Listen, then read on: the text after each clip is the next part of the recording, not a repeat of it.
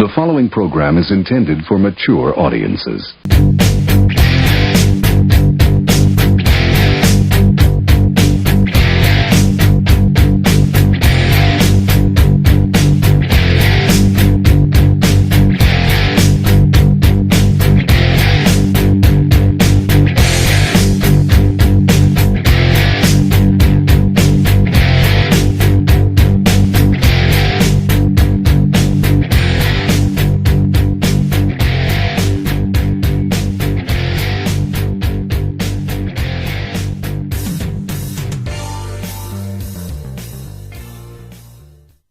It's that time again for another rousing episode of the McGee Uncensored Podcast. I'm your host, McGee. Let's have a talk, shall we? Let me tell you a story. And this story is about my time as a graduate assistant hall director at my former college alma mater. I will tell you how I got the position. Heading into my last semester as an undergrad, college alma mater started a new online program, sports management. I saw this as an opportunity to stay in school one more year because it was only a 13-month program and able to stick around a little bit, delay the inevitable of the so-called real world.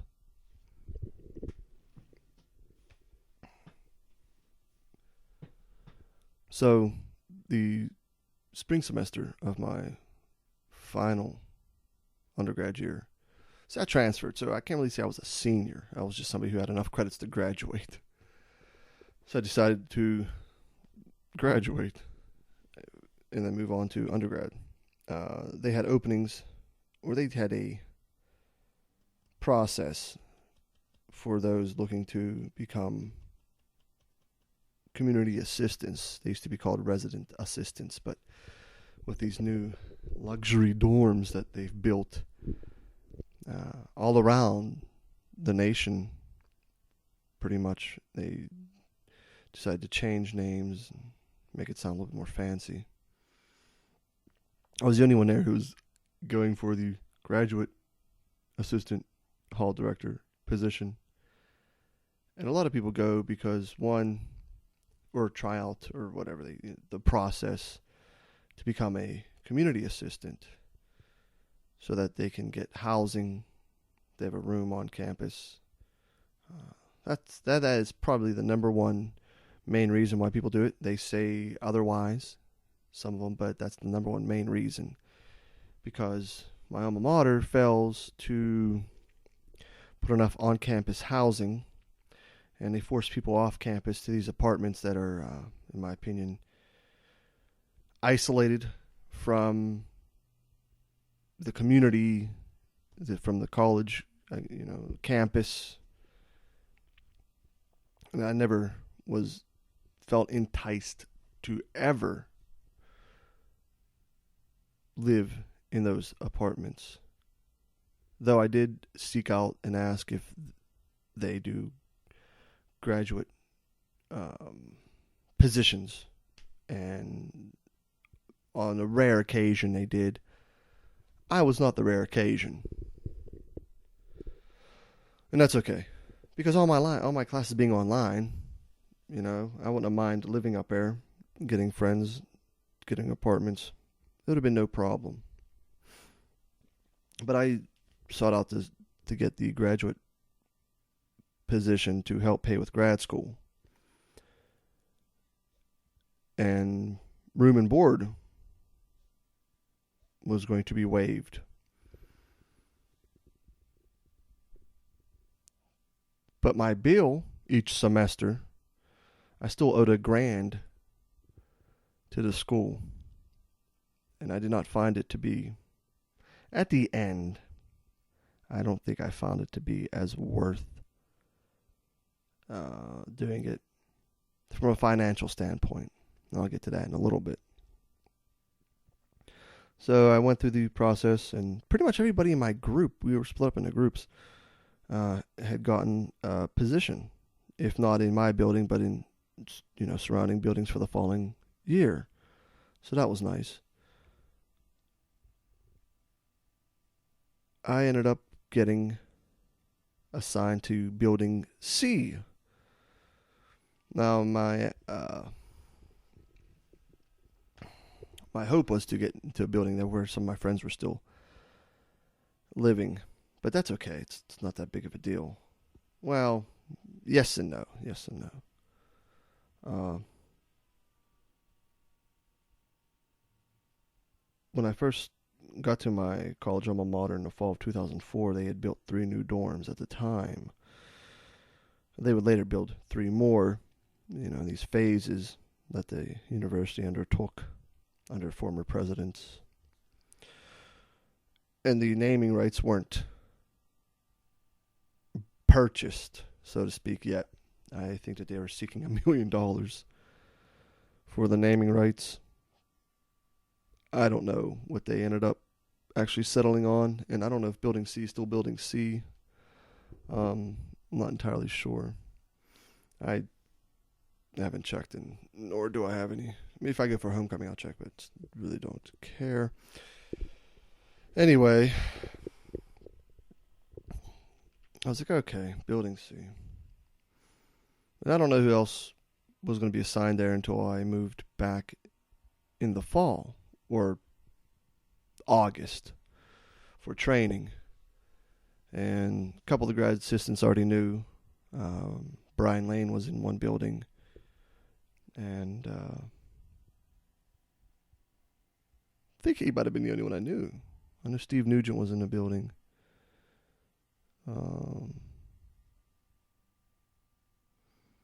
Yeah, and they had 2 other.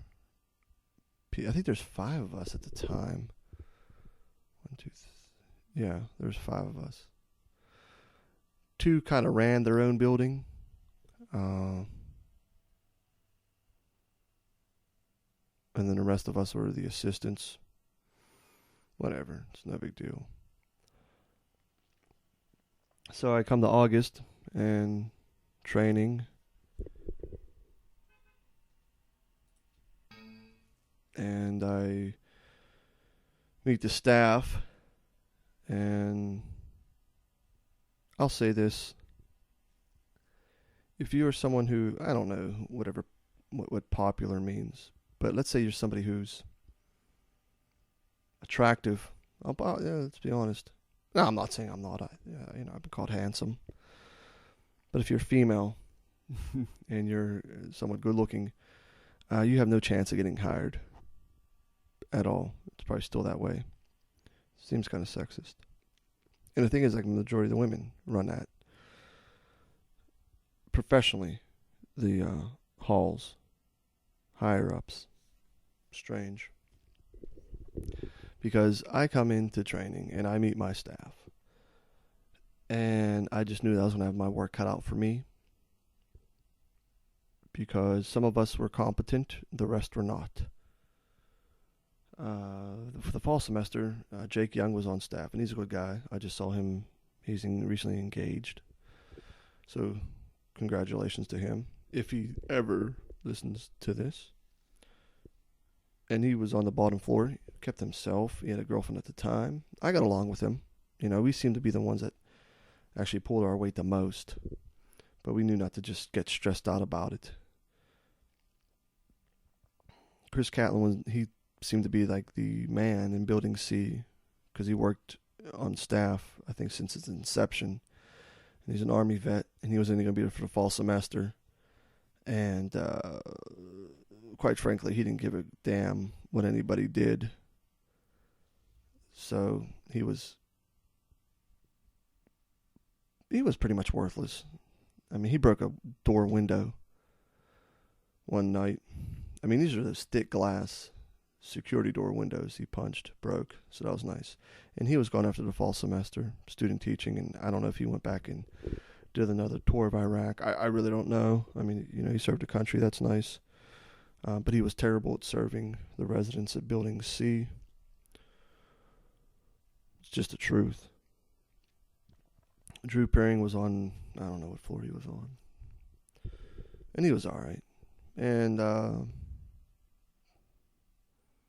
I know he probably let his residents get away with stuff and try to be buddy-buddy with them, and I couldn't care less if he ever said anything about me or anybody else behind my back. It's years ago. I don't have time for it. Good for him, whatever he's doing. He was just another body, pretty much. He was just there. He wasn't much of a presence.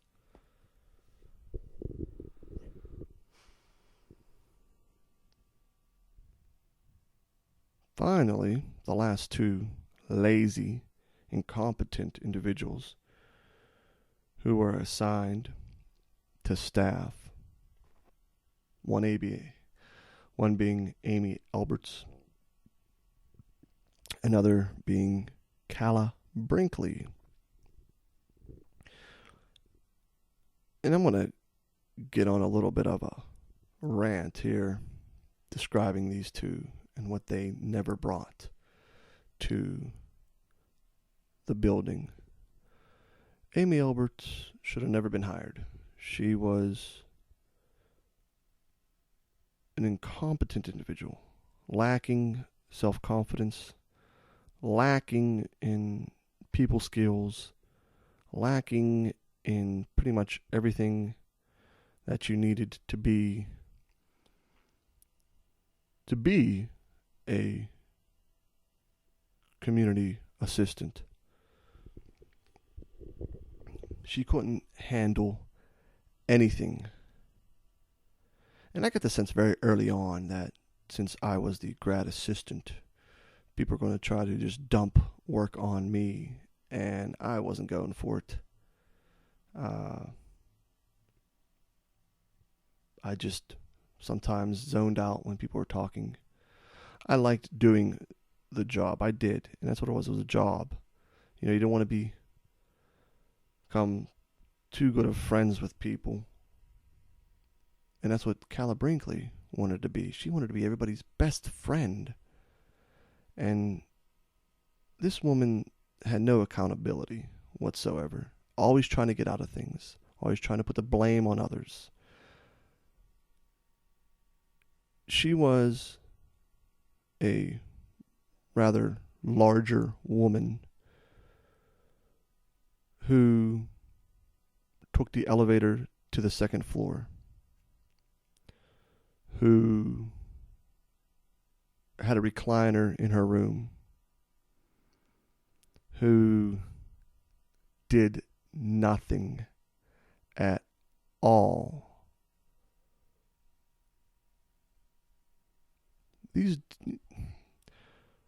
I don't know what the process was when the adults sifted through the candidates and picked them two and said they would make really good community assistants.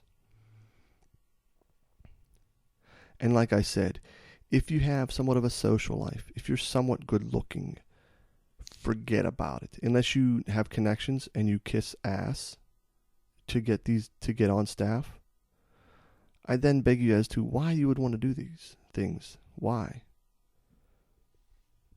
Trust me, if you have a social life, it's going to cut into it because you have to do office hours. You have to do on-call hours, which are just completely boring. Now, I was assigned the first floor. My residents were pretty decent. Some I never saw at all. I didn't care what people did. All I enforced were the rules by the university and then what was handed down by the hall council. Other than that, I didn't go out seeking to bust anybody for anything. Now, if you're being obnoxiously loud, well, I can't let that go. But I had my hands full when you have two people on staff who do nothing, and then a third one who kind of does things, but, is probably more interested in banging the residents.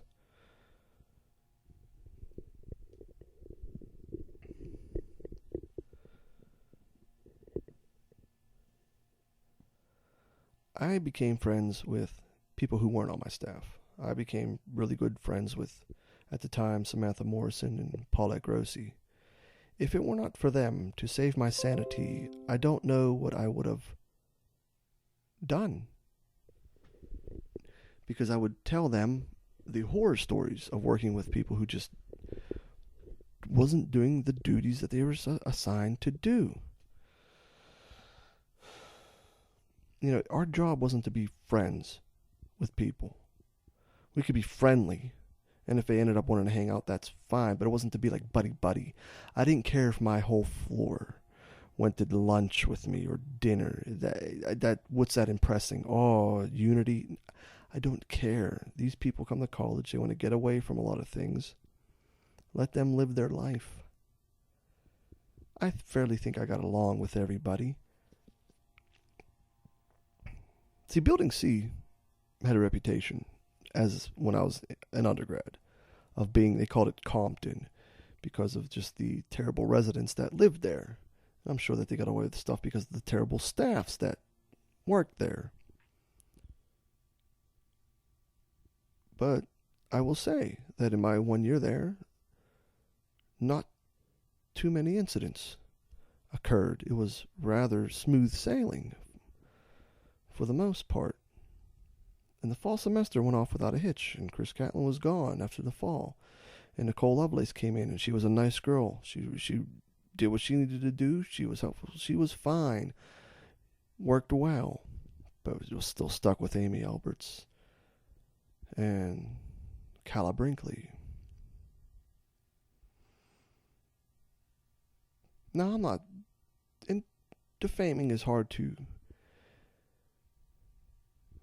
be defined, especially in a court of law. But I'm not saying anything that wasn't true or that didn't happen. I'm sure that these people, them two... Well, I do see Calla at homecoming once in a while, and it's a fake sincerity on my part, to be honest. Because I couldn't care less, because I still think of how much of a lazy individual she was. And probably still is. I don't know. I would think so. I had no interest being friends with people. It was a work environment. You work with people. Your co-workers, you coexist. That's it. Some of those residents were complete jerk-offs that, well, they may not even finished out the year. Some didn't finish out the fall semester. Some didn't finish out college altogether. Once in a while, because I found old papers when I was cleaning a while ago, and I looked up and tried to find, looked up some of these people, and it's like, well, they are doing exactly what I thought they were going to be doing. Nothing.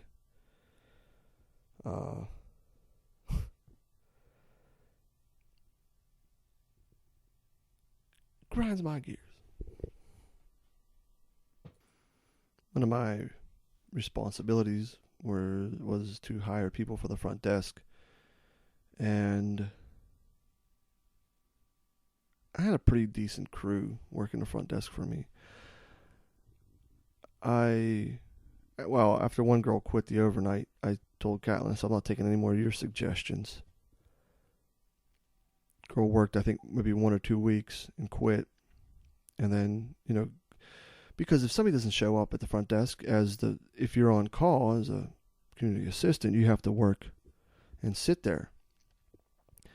And the girl didn't show up. Well, I wasn't notified. I wasn't told anything. You would think, being a responsible adult, you would tell somebody either hey, I'm quitting or I'm not coming to work. Well, guess who was on call that night, as I recall, was Calla. And she was none too happy that she had to sit there at the front desk. That's not my problem. Was not my problem at all. I'm sorry that your, recliner time, and you probably fallen asleep early, because I left my door open on nights that I wasn't on call. If I was around, I was going out, people. I don't care. I was going out. When I didn't have to be there, I was going out. I'm not saying all the time, but I was going out. And I know some people didn't even walk and do their rounds because I had my door open. I was like, they probably bed at 10 o'clock. there was times where I'd get a phone call from the front desk because Amy Alberts can't handle anything. And I'm thinking, not my problem. Just call public safety. What do you want me to do about it?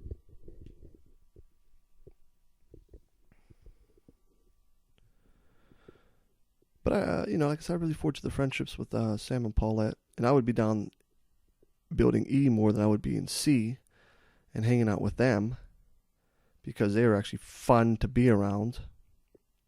And plus, I didn't have to work with them, maybe. If I had to work with them, we'd probably still be friends. I mean, would be friends and hang out.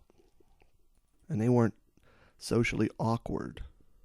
I liked my boss. My boss was Shalita. I enjoyed working with her. She was fun. She, left me responsibilities, and I did it. And there was no problems in the building. There really wasn't. The few instances that come to mind that, were minor issues was, there were girls smoking in their room. Me and Jake, we knew who they were, but we can't be standing outside the door waiting for them to smoke and then just bust in. We can't do that. And one of the custodians there, and she's probably still there, and she was a real bitch. I can't think of her name right now because I don't think I even knew it back then because I didn't care for her to come in and tell me how to do my job. Well, as I tried to explain the rules to her in a calm manner, she wasn't having none of it. So, I talked to my boss and I told her exactly how I was being treated. And I wasn't bothered again. I mean, some of the custodians that worked there were just strange people making nice money. I had a woman send me these work requests. I'd have a pile of them. And, because I don't know if she was a temp, but I just went there. I was like, yeah, it's fine. I said, and at the same time, it's like, why don't you send in these requests? Why am I being left up to this stuff? That stuff was just, unless it was like a toilet broken, which happened. Somebody was goofing around and stood on top of the bowl, on top of, I think, the tank, actually, and it cracked. Just stupid stuff like that.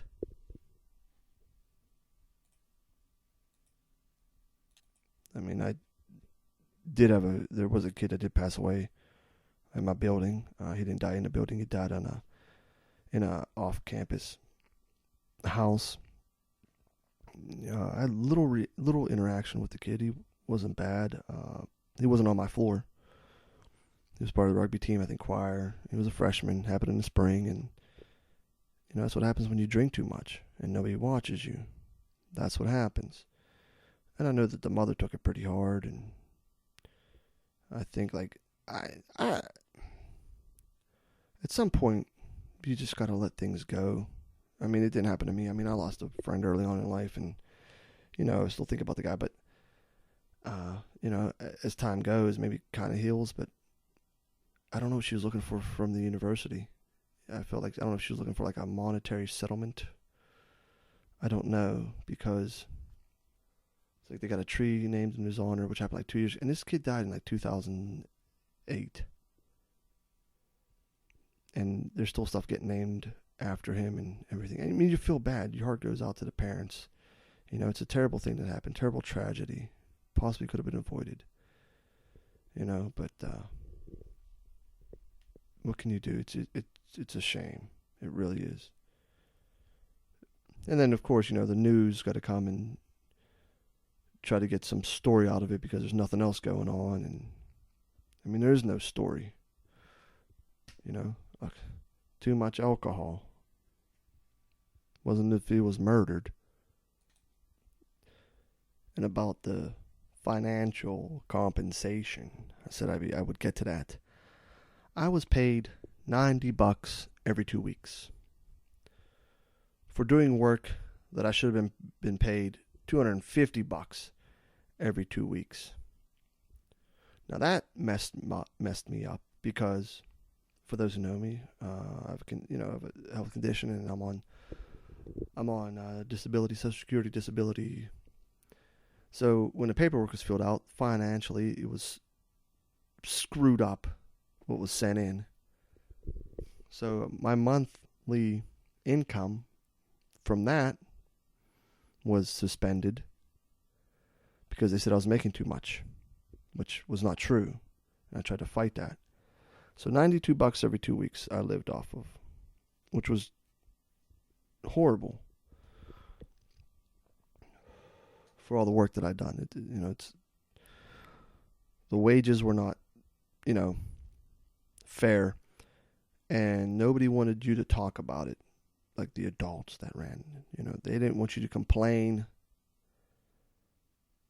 because you're getting free room and board, and you should be thankful and all that. That's a bunch of crap. I know some people who did work in the fall. Not that when I was working, but when I was an undergrad, I know people who took positions, grad positions, worked it a semester, and they decided that financially it wasn't working out, and they quit. Nothing wrong with that. Yeah, if you're not getting financially compensated. But if I would have quit after the fall semester, I probably would have moved into the fraternity house. But I stuck it out. Like I said, I owed a grant. I remember one time I went to go pay, and Jake Young was with me, and I was like $1,000. That's when I had to pay $1,000 each semester, and he was like, "What?" He couldn't believe that I had to pay that much. I said, "Yeah." I said, "I don't know how it worked out to be that much. I can't remember. Because I don't know if my tuition was waived or my room and board was waived. Something was waived, but I still owed. But then I'm only making 90. It was a complete joke. So of course, yeah, if I didn't have to be there, like I said, I was going out. I said, for what I'm being the pittance that I'm being paid, I said, I'm getting out of here. But I did my work though. I went there. I was responsible. I showed up. I did everything. I wasn't like boring Jim Floof who ran Building A and was just one of the most bland people I ever met in my life. Doing a training session with him, almost fell asleep because he's by the book, and people who go by the book are boring individuals who don't have any fun in life at all.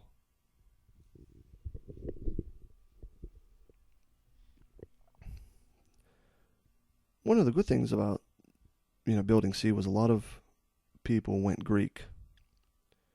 A lot ended up joining, becoming brothers to my fraternity. And that was nice. And then, some of the girls, and, the girls were the typical sorority bitches that ended up joining sororities.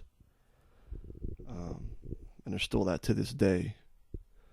Whether they're married or have kids, they haven't softened their image deep down. They're still the bitch that I remember them being at 18, that they are now like 27 or whatever.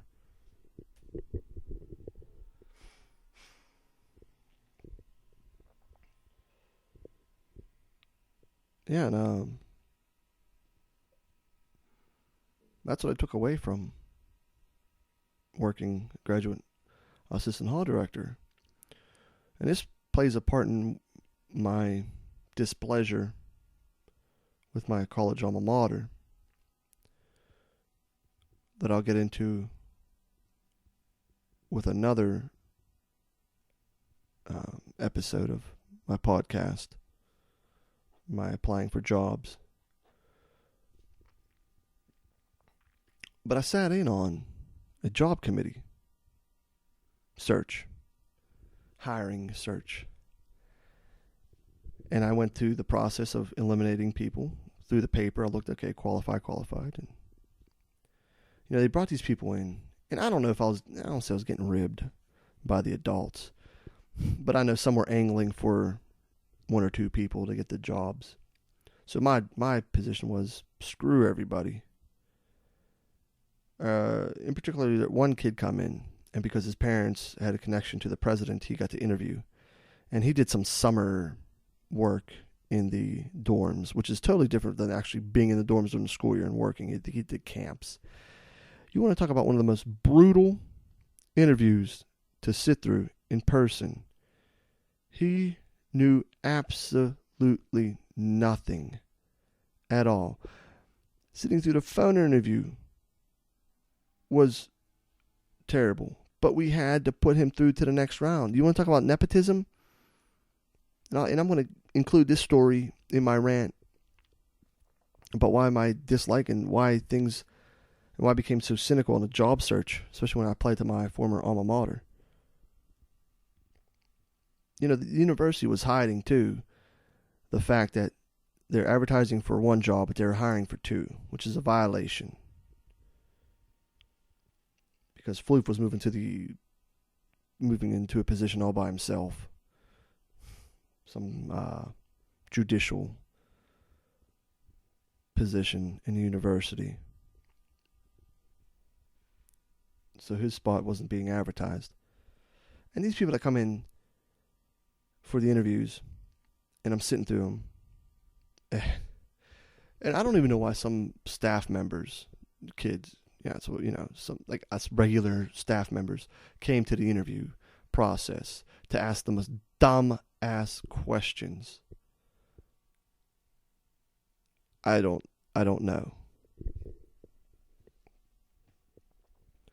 I remember one girl, and I'm not even going to give her name out because she was, you could see her trying to come up with like this clever question to ask the candidates, and I was like, just get it off. And then the two girls who were grad assistants who had their own buildings interviewed, and the one just interviewed to interview. She wanted to be a teacher, and I let that be known because she told me. So I was like, this is another waste, so she wouldn't be considered. And the other one I thought had a fair chance, but no. It went to who they wanted to go to. The one woman who come in, and I know I'm going off script a little bit here. I was talking about that, but this was part of my process of being on, as a graduate assistant hall director. One of the candidates that came in the interview, you could tell that she was like a polished professional interviewee. And it just was annoying. And I said, I said, you could be really good at the interview part. I said, but how do you work together? But they wanted to offer her the job and she passed it. No surprise. And another person that was on the search committee was Nancy Scoble, who I found to be aloof, airheaded, yet still has a job at the university that cost a friend of mine a position in the women's center. The woman knows absolutely nothing. I mean, I left that committee realizing that that's who they're going to hire. I mean, maybe I should have applied, but I was like, nah, I got better things to do. And that was towards the end of my run. The school year came to an end. I didn't get to do my exit interview because of scheduling. We just couldn't get together. I heard that, my boss had high praise for me and over the other grad assistant hall director that she worked with in the other building. And I appreciate that, if that's true. Like I said, I didn't have a problem working there. I had some problems with people who I worked with because they weren't pulling their weight. I mean, it was just experience in my life that was nice. And it got me to have a room of my own again and go out and have, live college life one more year. So that was exciting, because you can't go, I'd go back, I'd change some things. I mean, I don't know, I always wavered if I had the opportunity to apply for the job again, would I? I would, and I would probably do some things differently, But yeah, that was my time spent, my 1 year. My 1 year at hard time spent that I was sentenced to as a graduate assistant hall director at my college alma mater. And I will get into why I just say college alma mater, not name my college, in an upcoming Mickey Uncensored episode. I'm glad you stuck with me this long. If you'd like to discuss this more, if you were a resident that ends up listening to this at the time and got some funny stories, we can do that. let's do a show. We could talk about residents specifically. That would be fun. I didn't get into specific residents because I don't have the time to do it. I was hoping that I could get some guests on to discuss things. So, thanks for tuning in. This is McGee. This is McGee Uncensored. You could follow me on Twitter. My handle is @McGee Uncensored. I have an Instagram, McGee Uncensored. My YouTube channel. That's what I wanted to get to. My YouTube channel. If you have a profile on there, subscribe to my channel when you see me post some things. I'm trying to get 100 subscribers so I could personalize my page. I'd really appreciate it. I don't want to create 100 fake profiles. I think I have 6 or 7 subscribers at the moment. So until next time, there will be a next time. I bid you a good day. The following program is intended for mature audiences.